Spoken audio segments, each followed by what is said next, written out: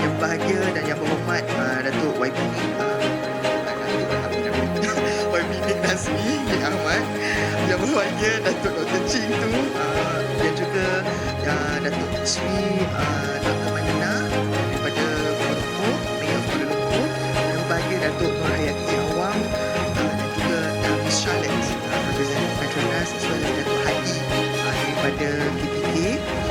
And we'd like to thank every one of you who has been with us on the journey to Baku, Azerbaijan last year for the UNFCCC COP29, and of course those new faces that we see here today that are enthusiastically going to support us for COP30 this year in Belém, Brazil. My name is Elina Jani. I'm representing Malaysian Green Technology and Climate Change Corporation, MGTC, the implementing government agency for the Malaysia Pavilion and the UNFCCC COP29. So, Cik Farid has been presenting on the negotiation outcomes. So, my turn now is to present on the outcomes from all the Malaysia Pavilion programs that has undertaken in Baku, Azerbaijan in November of last year. So, just 3 parts of my presentation today. We're looking at a look back at the Malaysia Pavilion. We're looking at the outcomes and, of course, the learnings and also the moving forward, the way forward for COP30 in Belém, Brazil this year. So, from the look back at the Malaysia Pavilion, of course, the participation is being led by NRES, the Ministry of Natural Resources and Environmental Sustainability, and of course, MGTC as the implementing agency. For your kind information, Malaysia has been allocated a pavilion space of 150 square meters. Our plot is at the E row, so this will bring back memories to those that went to Baku last year. We're at the E row with an office space as well of 60 square meters. So in total, we're about 210 square meters, among one of the most liked pavilions that we've gotten received feedbacks from all the stakeholders that has visited our Malaysia Pavilion last year in Baku. So, some summary, these are the key messages that have come out from Baku, Azerbaijan. The United Nations Climate Change Executive Secretary Simon Steele has announced that this new finance goal is an insurance policy for humanity. So one of the quick wins coming from COP29 last year was the climate finance, the NCUG on climate finance, and this is one of the big wins that they have celebrated from the Baku, Azerbaijan last year. But of course, the whole summary from the host country, Azerbaijan, they claimed that the attendance was about 60,000 for the COP29 last year in Baku, with participation from 195 countries or parties at the 29th edition last year. They've created this hashtag Baku Breakthrough.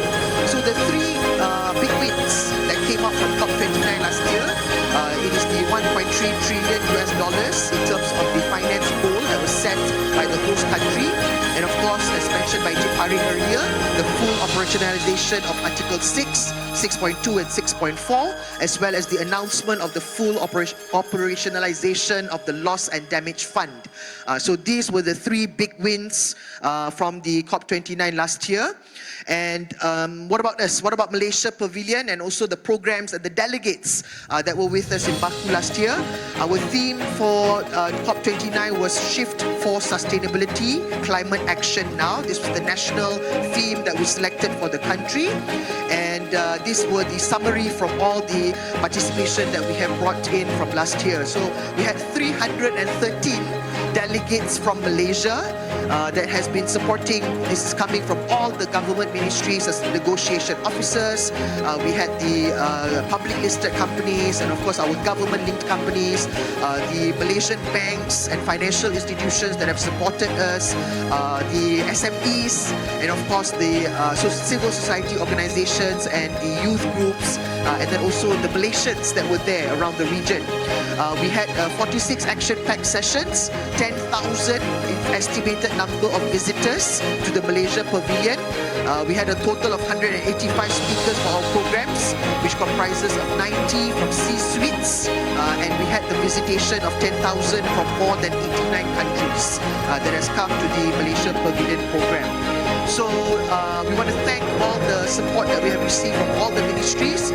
We had the participation for more than 10 ministries. Of course, the focal ministry is NRES, but we've also had from Petra, AD, Ministry of Plantation and Commodity, Ministry of Foreign Affairs, Finance, Economy, Transport, and of course the Attorney General Chambers, and last but not least the Ministry of Public Works. Of course, we want to thank our sponsors and our partners. Partners being our strategic partner Petronas, and also our other sponsors, Tenaga National with a big delegation last year, MPOC and MPOGCF, that are also agencies under Ministry of Plantation and Commodities, FGB and SDGA3, and of course our two supportive and local banks, Maybank and Bank Pembangunan Malaysia Berhad, and of course our SMEs that were also our in-kind contributors, which is our two My Hijau companies, Cloth and Tea Carton as well. So this is all the 313 delegates that came from all these organizations that participated and supported all the programs, as well as providing input and feedback to all of Malaysia's negotiation as well. And we want to thank everyone that have been contributing, and sometimes some of us were spending even in the wee hours of the morning, and we want to thank everyone for their contribution. So moving ahead, we look at the programs that were undertaken at the Malaysia Pavilion. In total, we had 10 programs that were focused on climate financing. Climate ambition, we had about 19 programs, and just transition, about 13 programs that we had. So the total number of sessions that we had is about 46, speaking slots of 188, 185 speakers, both international as well as local, and these were the representation breakdown. So we had about 48% of our speakers from Malaysia, that flew from Malaysia, but we also had a lot of international speakers that were representing from various groups that were also there in Baku. We had also a new analysis. We had a diversity breakdown, still a bit low. We were about 35% female speakers versus about 65% male. So we want to welcome for COP30 developed this year. Okay, all the ladies and female leaders, it's time to step forward and do a lot of the knowledge sharing of all the subject matter experts that we have from Malaysia, and also to represent us in Belém this year in Brazil. So looking forward, some stakeholder analysis that we've done from all the panel discussions that we did at the Malaysia Pavilion. Generally, of course, government groups were the largest group in COP, be it in last year's COP and even in previous COP. There were a lot of representation that was coming from Malaysia, the Malaysian government officers that were speaking, but we also had a lot of participation from our neighboring countries, our other ASEAN countries. Singapore, Indonesia, Thailand, Vietnam and Philippines were the other ASEAN countries that had their own country pavilion. But last year we saw a great unity in terms of the coming together from all the ASEAN countries, and us supporting each other in terms of the program as well as some of the meetings and discussions as well. So there was a step up in terms of the private sector participation. They were mainly comprising of financial institutions, because one of the big discussions that took place in Baku last year was focusing on climate financing. So these were also starting to graduate into topics of carbon credit exchange topics as well. So these were a few that were present, but we also see a lot of focus from Baku last year, from fossil fuel organizations originally, and then also renewable energy companies that were presenting their just transition plans. So those were the ideas that were really groundbreaking that were discussed in Baku last year.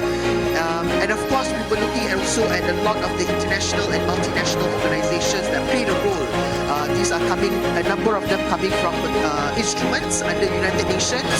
So for example, like World Bank, Climate Action Network Southeast Asia, among many others. We also had seen a lot of participation from research institutions. So this is also something that's very important. Innovations and technology also bridging the gap towards all the challenges that's being faced in climate change and mitigation and adaptation. So they were across Southeast Asia sectors for renewable energy, as well as from Philippines and also Europe and Stockholm Institute. Civil society organizations also made up a big portion of the stakeholder analysis.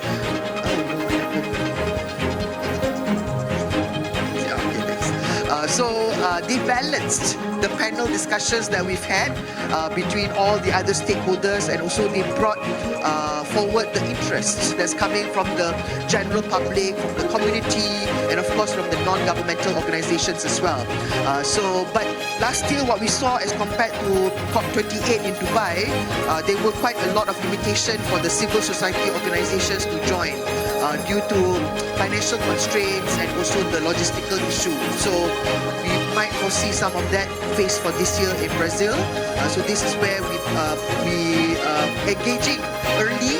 So this is where we can actually do collaborations to ensure inclusivity in terms of participation. There were also slots that were provided for other indigenous organizations, technology and also innovation hubs, as well as independent consultants. But again, there were some last-minute withdrawals because of the logistical and financial constraints as well. That was what we experienced in Baku. So moving ahead, in terms of the summary, these were all the daily programs that we've had, the numbers of participation and of course the analysis. The 15th of November program garnered the highest participation, most probably due because we had a very famous personality that came to the Malaysia Pavilion. We had Jeffrey Sachs that had the session with Ministry of Plantation and Commodities. So that garnered the highest participation in the Malaysia Pavilion on the 15th of November. And these are some of the photos that's coming from the sessions that took place.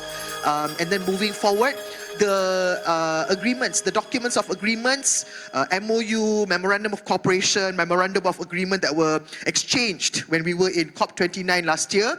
The first one that initiated on the 12th of November. So we want to congratulate the Sustainable Timber Construction Johor under Johor Sustainability Center, UTM, and also with Saitama City from Japan, Takasago Construction, and also Institute for Global Environmental Strategies. They did the MOU exchange at the Japan Pavilion. So we want to congratulate and also thank our colleagues from Johor that actually has initiated this project with their Japanese counterparts. The second document exchange happened on the 15th of November. This was our homegrown company, Cita Global Berhad. So they have managed to gone overseas. So their first overseas green energy project is starting with a 5.4 megawatt solar photovoltaic facility at the port of Baku in Azerbaijan. So this document exchange was done focusing on battery energy storage system, BESS. And if you can see, how cultural it was, that the MOU was actually in the form of a couplet. So our Secretary General was there. So it's something that's very unusual, but also it highlights the cultural aspects of what we are doing at the COP29.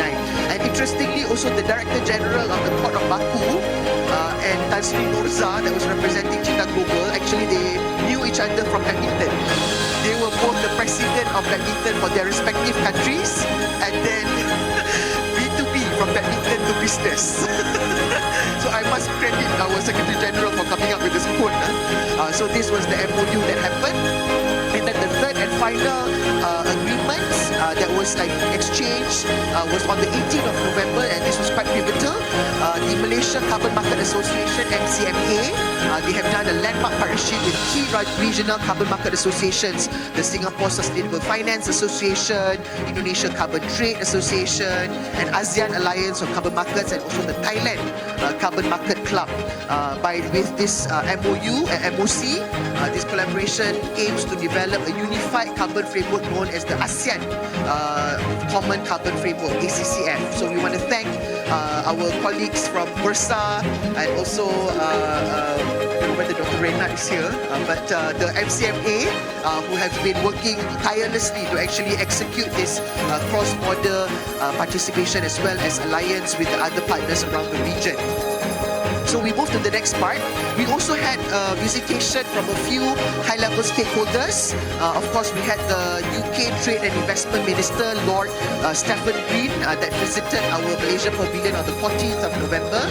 We had the President of the Islamic Development Bank, Muhammad Al-Jasir, to the Malaysia Pavilion. And last but not least, of course, Jeffrey Sachs, that was visiting and also speaking at two sessions at the Malaysia Pavilion on the 15th of November. So these are the areas that we welcome this kind of high-level visitation, because it also puts Malaysia in the visibility and also access to be able to network and to see how we can gain from all this new partnership. So looking at the next area, one of the new things that we introduced, what we learned from Dubai was that there were a lot of international delegates that were trying to meet with our Malaysian delegates, but there was difficulty. There were thousands of people there. So what we developed was that we developed a delegate matching platform. It's an online platform where international delegates that were there in Baku, they are able to connect and find and meet with our Malaysian stakeholders as well. So we had about close to 700 registered delegates on the platform from 89 countries. So this is where we wanted to provide some recommendation for the way moving forward, and we welcome the feedback that we received from all our stakeholders that has tested our new platform this year and how we can improve for Pelham this year in Brazil. So moving forward, these were the types of organizations that we've seen that have interest in Malaysia. So the types of organization, the highest interest is definitely coming from G2G, so from other governments that have interest for bilateral meetings with Malaysia. But of course, in the areas of interest in climate policy and advocacy, but we also see a lot of the participation coming from a lot of the private sector stakeholders as well. So there's a lot of need to network. There's a lot of knowledge sharing as well in terms of interest, and these are the areas and sectoral focus where all the delegates that have interest in Malaysia came from, as well as have interest in. So moving forward, I'm sorry, I'm moving like a bullet train because I'm a bit aware of the time. So these were some of the social media outcomes that we have done. We will share the post report with everyone online, but basically it was a lot of outreach that we have done with our social media, as well as reaching the average and interaction, promoting interaction on the social media platforms. So looking at the numbers as well, the sessions that we have hosted, these are all the live streaming that we have done. So we knew that we wanted to promote inclusivity, but there was the limitation of people participating. So what we've done is that we've tried to provide the outreach through live streaming. So looking at this, we also want to thank the Climate Governance Malaysia, CGM.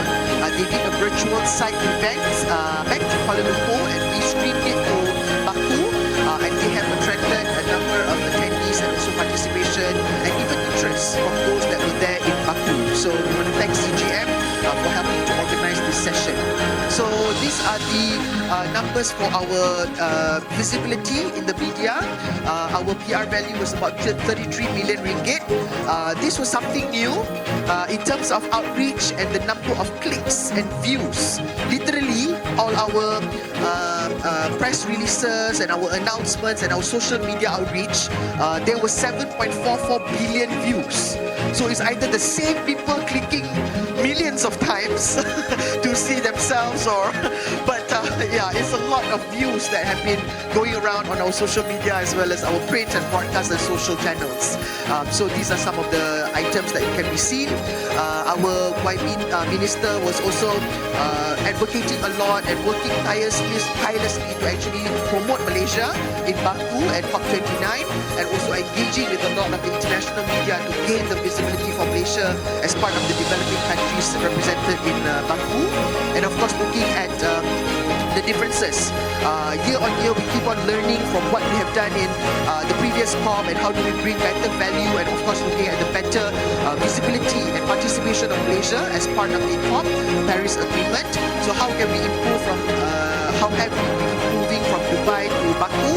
So these are the areas that we have done that has actually worked in terms of our strategy. So first of all, there were a lot of input that was provided by the clusters. This is where we gained a lot of insights and also promoting inclusivity. And this is where we came up with the alignment of the strategic directive. This was one of the defining moments for Malaysia to come up as a whole-of-nation approach last year in Baku. But we are looking to gain this momentum, and we will appreciate all the input from all the stakeholders for Pelham this year in Brazil. And all this new methodology, working with our consulting partner, Pemandu Associates, have helped frame the alignment and also gathering all the input from the focus group discussions, as well as looking at the support that we can get in terms of input for the Malaysia Pavilion and also communications for the country. And this has brought in a lot of collaborative process that brings a lot of voices to the table. And then last but not least, the same voice is being carried through to promote Malaysia throughout COP29. So these are the few learning ideas, and we want to continue this for Belém this year, and we want to look at what are the expectations that we can set in terms of our visibility. Don't forget, in Belém, Brazil this year, we will be promoting Malaysia, Visit Malaysia year 2026. So there's a lot of identity and culture that we need to also bring to Brazil this year. So these are some of the expectations that have been set and how we want to move forward. So in terms of the discussions, in the focus group discussions that we have done done over 64 hours of focus group discussions across 7 clusters and 10 days. So we crammed all the focus group discussions in 10 days for 64 hours. So thank you very much. I know the teams from Tenaga Nasional and Petronas were really grilled during the focus group discussions, and among others as well. MPIA was also there. You know what we have been through. But we want to thank everyone for all the physical and hybrid sessions that we have done, and of course prioritizing initiatives and also looking at what are the activities that we can promote at COP. So we want to move based on this momentum. So these are also the breakdown and of course the participation during the focus group discussion. Mainly quite similar. You can see the similarities. We started the discussions in Malaysia, and when we go there, a similar breakdown in terms of the type of organizations and stakeholder analysis. So moving forward, how we want to look at Malaysia's participation at COP30 in Belém, Brazil. So this will be the first COP in the Amazon. So the host country Brazil have been really promoting this as the first COP in the Amazon, and how can we actually collaborate, as mentioned by YB Nick earlier, how can we collaborate with Brazil, as we are also one of the 17 mega biodiverse countries of the world, and we are also promoting a lot on the biodiversity and as well as mitigation and adaptation. So some of the pictures that's coming out from Belém. So it will take place on the 10th to the 21st of November 2024. This event is expected to take place at this beautiful city of Belém, which is northeast of Brazil. It is about 2.5 hours domestic flight from Brasilia and 3 hours domestic flight from Sao Paulo and Rio de Janeiro. So if we are coming from Malaysia, you can expect at least 2 transits to go there. So brace yourselves. So these are some of the pictures that have come up from Brazil. If you look at the pictures, manage your expectation. So the city of Belém is like a bit like our Taipei. So manage your expectation. But it's a very beautiful city nonetheless. And do look at the opportunities that you can collaborate with partners from Belém.